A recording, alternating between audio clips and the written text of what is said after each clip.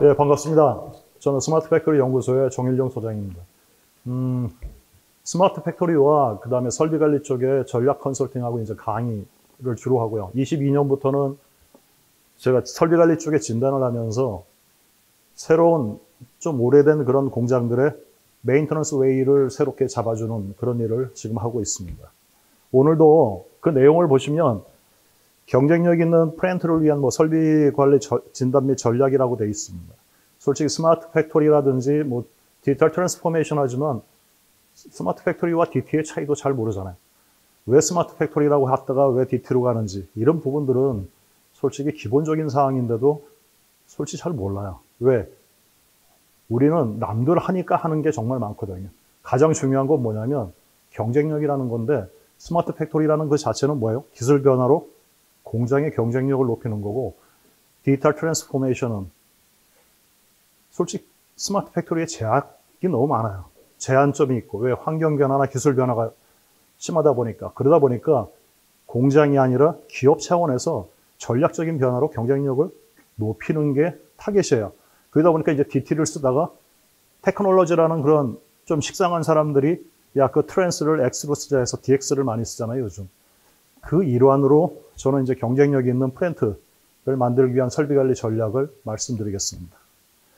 플랜트라는 그 자체는 5가지 밸류 체인이 돌아가고 있어요. 뭐예요? 생산, 품질, 설비, 물류, 환경 안전. 이게 5가지가 톱니바퀴로 돌아가다 보니까 뭐 하나 찐빠가 나면 공장은 셧다운 되게 돼 있어요. 그게 플랜트예요.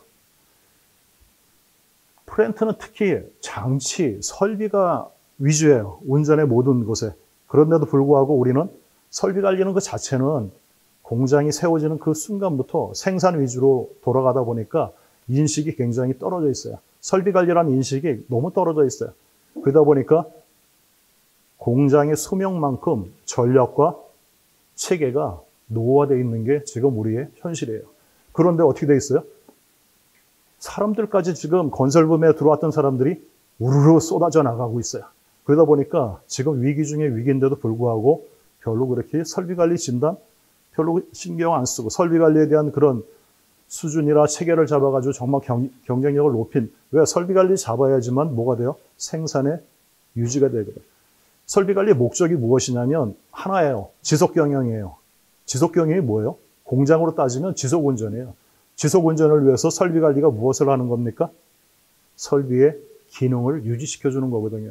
그런데 그 기능을 유지하는 걸 방해하는 게 뭐예요? 고장이나 열화예요. 그래서 고장이나 열화를 우리가 제거하기 위해서 뭐 합니까? 보존활동을 하거든요. 그런데 우리가 보존활동 잘하고 있어요? 공장에서 오신 분들 잘하고 있다고 생각해요. 하지만 보존활동을 잘하면, 특히 예방보존을 잘하면 무엇이 없어집니까? 고장이나 잦은 점검이나 이런 것들이 줄어야 돼요. 그리고 결과적으로 정비 비용이 줄어야 돼요. 그런데 정말 그래요? 안 그렇거든요. 왜? 그것이 우리의 지금 현실적인 문제예요. 1969년 유니온 카바이드사라는 사가 미국의 환경 규제 때문에 어디로 갔어요? 인도 보팔로 이전을 했어요. 근데 유니온 카바이드사가 어떤 공장이었냐면 살충제 공장이었어요. 그래서 유니온 카바이드사는 한 15년 돌리다가 1984년 12월 3일 종지부를 찍었죠. 왜? 대형 사고 때문에. 가스 노출 사고 때문에 완전히 망했다고 봐야죠. 그때 어떤 사고가 있었느냐 하면 한마디로 말해서 12월 2일 밤 11시 정도부터 가스 냄새가 나는데 이 공장이 주로 사용하는 게 뭐냐면 MIC라는 거였어요. 이소시아나메틸, MIC는 무색무취의 신경독가스라 1차 세계대전 때도 사용을 했었어요. 그런데 안 보이다 보니까 자기도 맡으니까 염소가스로 대치를 했죠, 나중에. 그 정도로 좀 무서운 그런 신경독가스예요. 또 한 가지 특성이 뭐 있냐면 자연발화예요. 가만히 있어도 불이 나는데 그 당시에 어떤 일이 벌어졌냐? 탱크 안으로 물이 들어갔어요. 그러다 보니까 그 물과 이제 반응을 일으켜서 갑자기 온도와 압력이 올라가면서 한 12월 3일 새벽 50분에 안전 밸브를 쳐버렸어요. 깨졌어요. 세프티 밸브가. 그러니까 어떻게 돼요? 스탁으로 가스가 막 나가기 시작을 했죠. 그러다가 한 50분 정도, 1시간 정도 후에는 어떤 일이 벌어지냐면 아예 그 탱크가 폭발해 버렸어요.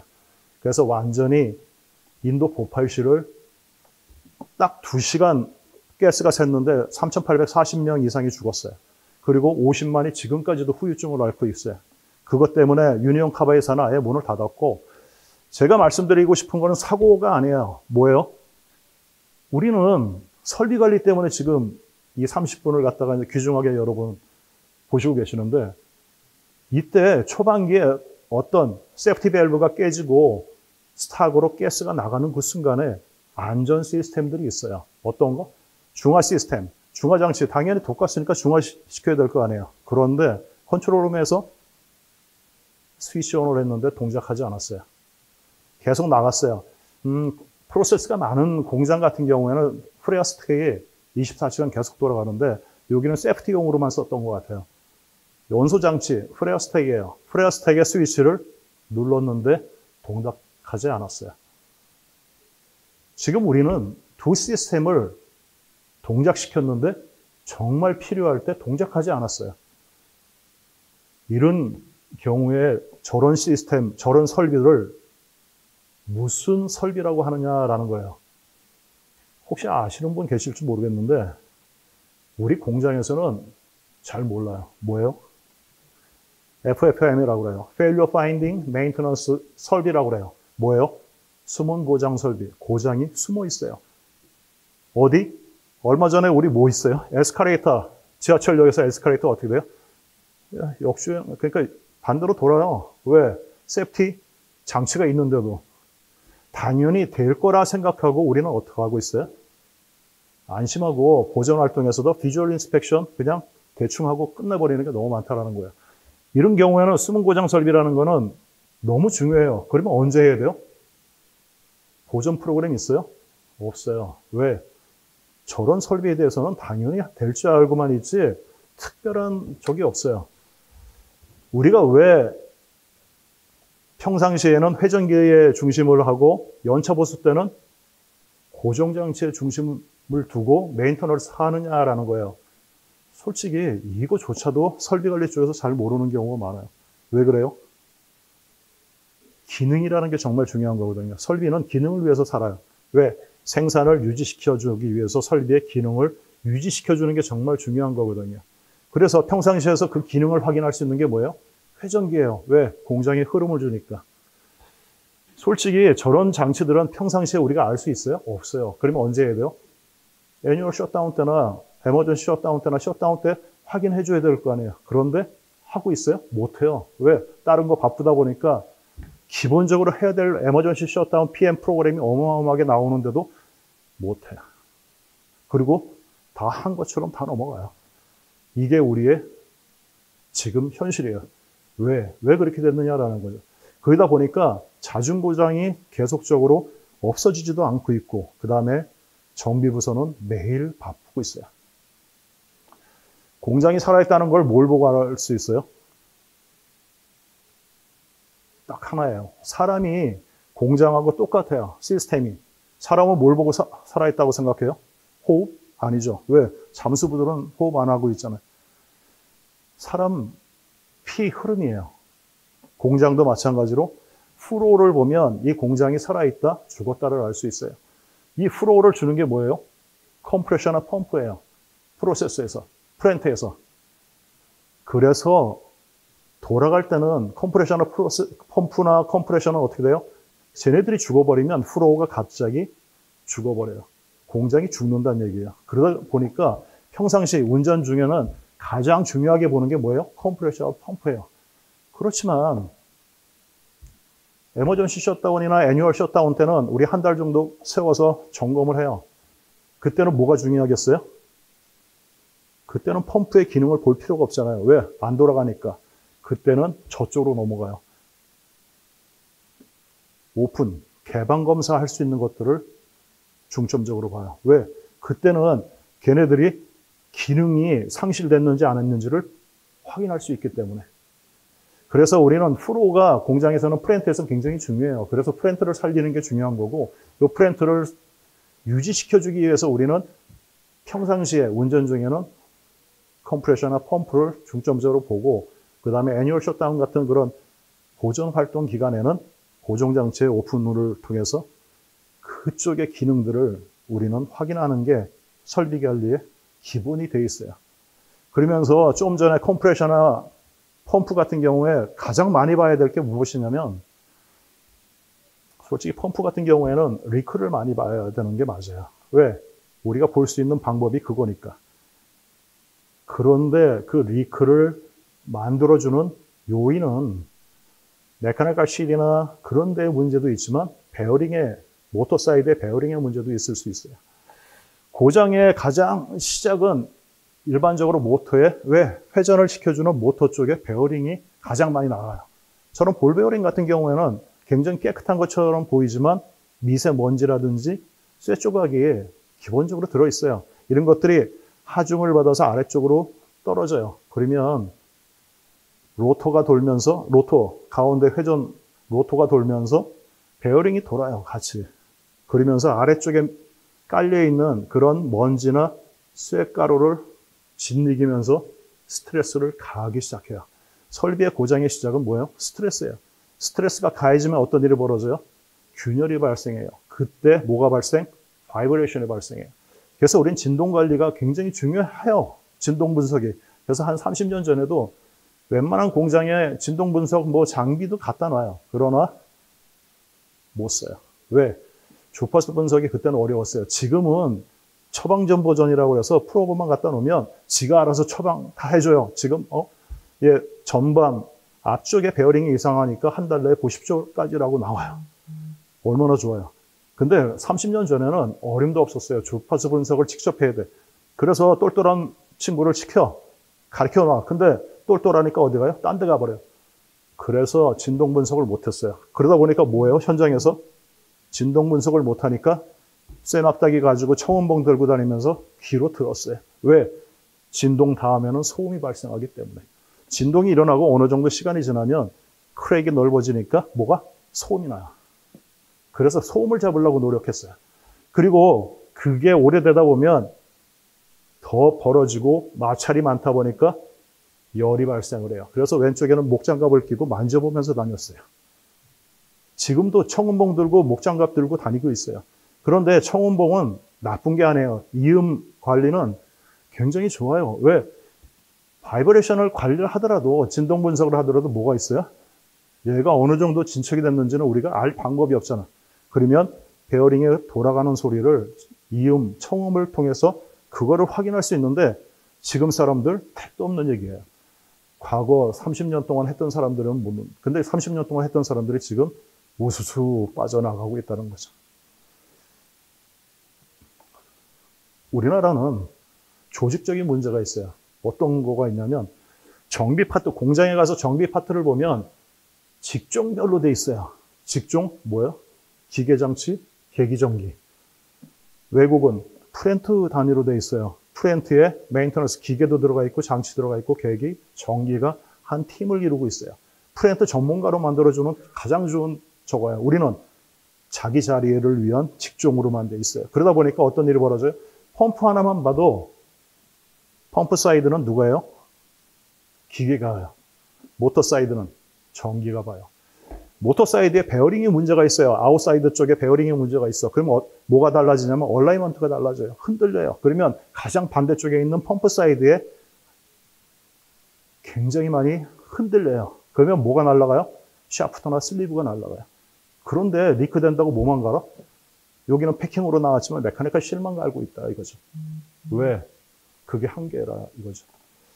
이런 것들이 우리는 많은 거예요. 그러다 보니까 보존 비용은 안 없어져. 일은 계속 많아. 정비부서는 분명히 보존 활동을 잘하면 정비부서에 할 일이 줄어야 되는데 얘네들 맨날 바빠요. 도대체 뭐 하는지. 그런 것들을 잡아주지 않고서는 경쟁력 없다 이거죠. 일반적으로 공장의 플랜트에 정비부서라는 일은 딱 두 가지 업무를 하게 돼 있어요. 뭐 정비관리 업무와 설비관리 업무를 하게 돼 있어요.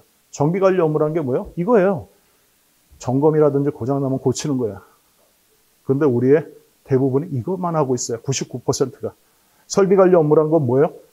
고장나지 않게 하는 거를 연구해서 적용하는 거예요. 설비관리 업무를 많이 하다 보면 어떻게 되겠어요? 정비관리 업무가 점점 줄어들어야 돼요. 그런데 다 여기에만 달려붙어 있어. 한마디로 말해서 우리는 정비소만 있어요. 정비소? 그건 뭐예요? 그냥 고치기만 하는 거예요. 정말 중요한 건 뭐예요? 설비관리 업무 고장나지 않게 하는 걸 통해 가지고 우리는 설비의 기능을 계속 유지해서 지속 운전을 시켜서 경쟁력을 높이는 게 가장 중요한데도 불구하고 우리는 고장나서 워커다 오면 통지 오면 그거 그냥 해주는 거 이거가 잘한다 생각해서 그냥 반복. 이러니까 맨날 바빠요. 솔직히 여기 CM이라는 게 뭐냐면 일상보전이에요. 일상보전이 뭐예요? 일반적으로 통지를 통해서 이거 고쳐주십시오, 점검해 주십시오 하는 거예요. 그러면 아래 PM이라는 게 있어요. PM은 이 정비관리 업무 쪽은 어디서 하는 거냐면 로컬 쪽에서요. 한마디로 말해서 작업하시는 분들이 많이 하는 거고 설비관리 업무는 오피스 쪽에서요. 누가? 엔지니어들이 많이 해요. 솔직히 PM을 잘하면 어떻게 돼요? CM이 줄어야 돼요. 그런데 PM은 PM대로 열심히 해요. 근데 CM은 CM대로 열심히 나와요. 그건 뭐예요? PM을 제대로 못하는 거예요. PM 업그레이드? 여기 공장에서 오신 분 계시면 한번 생각해 보세요. PM 업그레이드 해본 적 있어요? 국내 한두 군데밖에 없어요.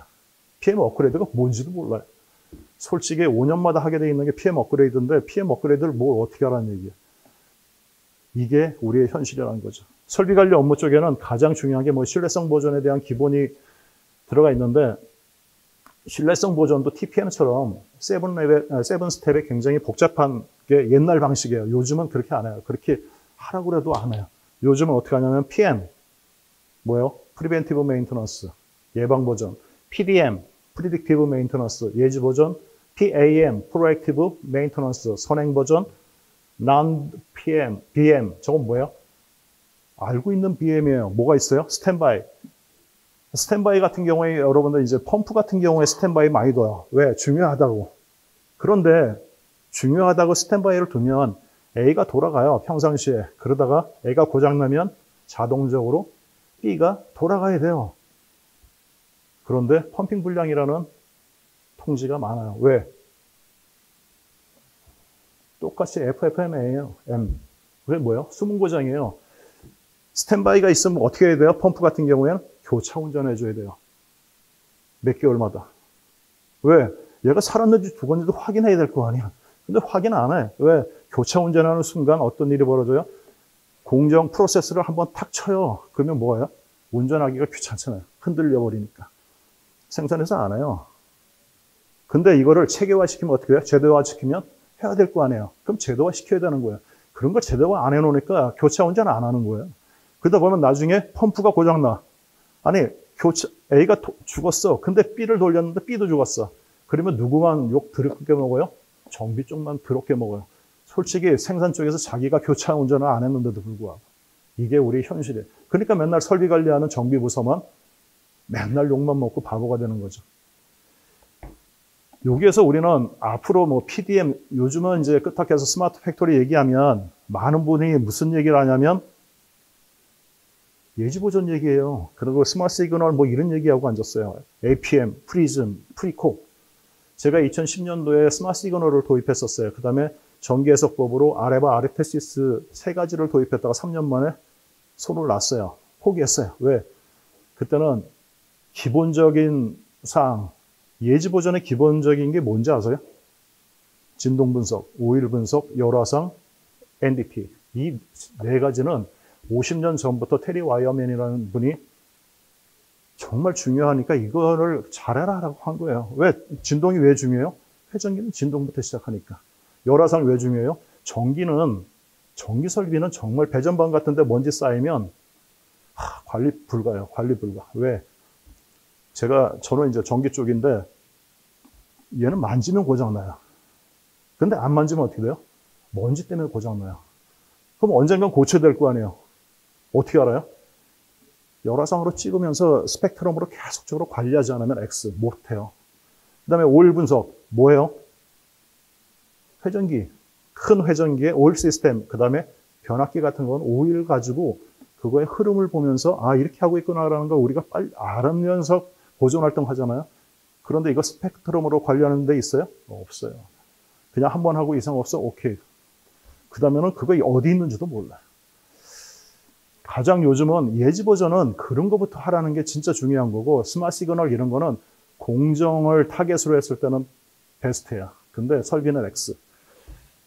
요즘은 가장 이제 신경 써서 제가 진단을 코롱 인더스트리는 제조업 12개 다 했어요. 그 다음에 LG 에너지 솔루션은 해외 사업장하고 그 다음 한 16개 공장을 지금 1년 반 동안 했는데, 요즘은 PAM 쪽에 가장 신경을 많이 쓰고 있어요. PAM 뭐야? 선행 버전.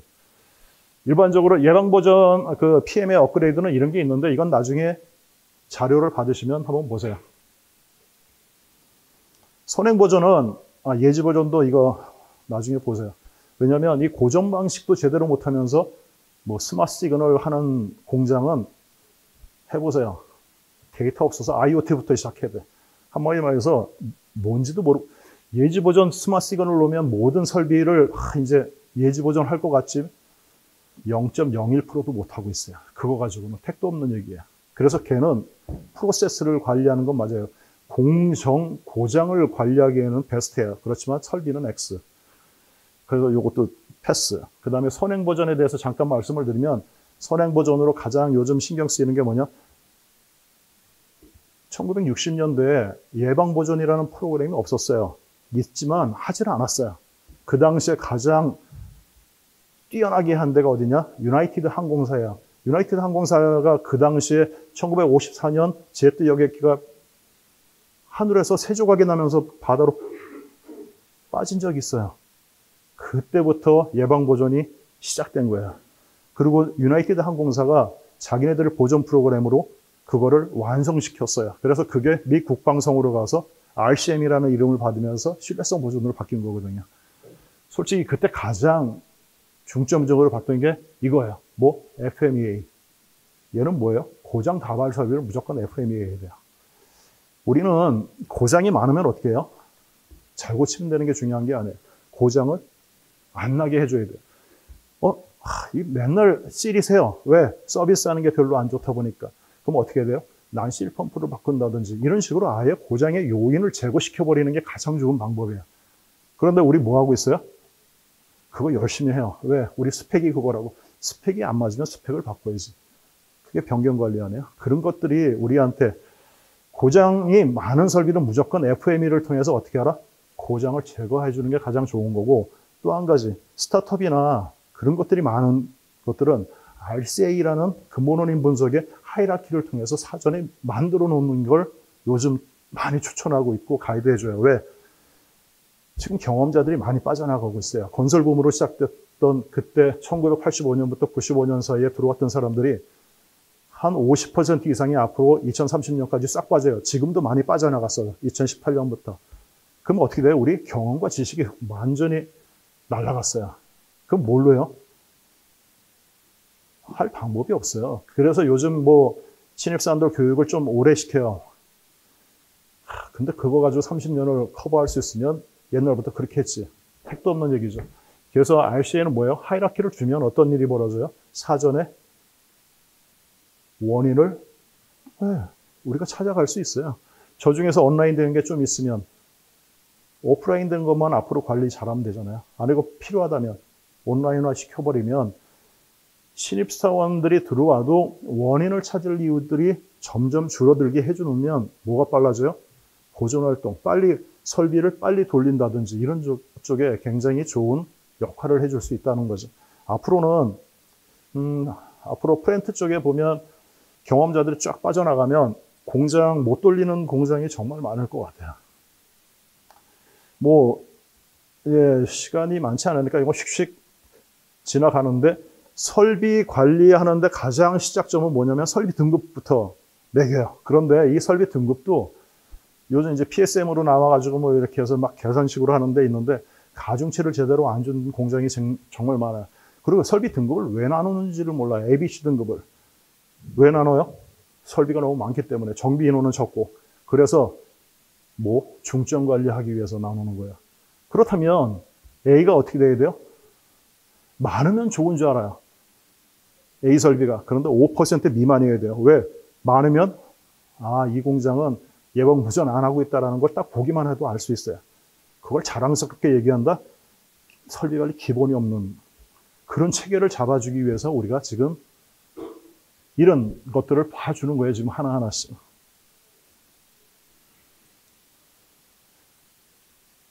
진단. 그래서 지금까지 얘기한 것들에 대한 얘기들을 진단을 통해서 어떻게 한다? 들춰내서 우리의 메인테넌스 웨이를 만들어 가는 게 정말 중요한 거예요. 공장 수명만큼 뭐가 노후화됐다고 그랬어요? 설비관리 전략과 정책이, 체계가 노후화되어 있어요. 지금. 그거를 새로운 솔루션, 신기술 갖다 놓으면 어떻게 돼요? 사람과 프로세스가 없으면 얘네들이 제대로 서 있지 못하면 아무리 좋은 기술 갖다 놓으면 뭐예요?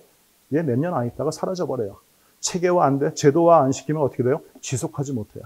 그런데 문제는 이 기술을 운영할 수 있는 사람은 있어야 될 거 아니에요? 별로 없어요.